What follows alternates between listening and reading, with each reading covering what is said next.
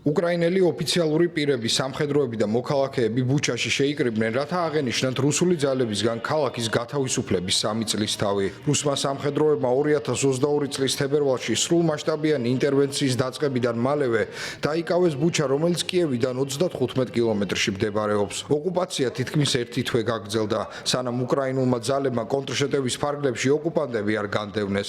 ასობით სამხედრო და მოქალაქე დაიღუპა, თუმცა ამ გმირებს ხალხი არასდროს დაივიწყებს. ამ ბრძოლების დროს 306-მა დამცველმა ყველაზე ძვირფასი სიცოცხლე გაწირა. დღეს ბუჩის მუნიციპალიტეტში მთელი დღის განმავლობაში მოეწყობა ღონისძიებები.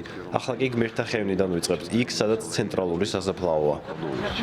უკრაინელ სამხედროებს ბუჩის გათავისუფლების შემდეგ საზარელი სურათი დახვდათ. ეს ადგილი ომის დანაშაულის ეპიცენტრი იყო. ქალაქში ასობით მშვიდობიანი მოქალაქის საერთო სამარხი აღმოაჩინეს. რუსეთის 33 დღიანი ოკუპაციის პერიოდში კი ათასობით სამხედრო დანაშაული გამოვლინდა.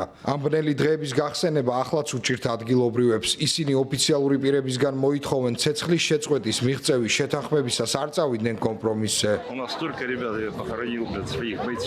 რამდენიმე ბრძოლი დაუკრძალეთ და რისთვის იბრძოდნენ ისინი, რომ საბოლოოდ ეს ტერიტორიები დავთმოთ?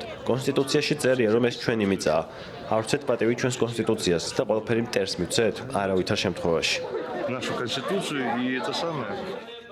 უკრაინის პრეზიდენტ ვოლოდიმირ ზელენსკის მიაჩნია, რომ რუსეთი შეგნებულად აფერხებს ცეცხლის შეწყვეტის შეთანხმებას. მიზანი კი უკრაინის უფრო მეტი ტერიტორიის მითვისებაა. დაზვერვის ინფორმაციით, რუსეთი უახლოეს კვირებში ემზადება ახალი სამხედრო შეტევისთვის, რათა გააძლიეროს თავისი პოზიციები მოლაპარაკებების წინ.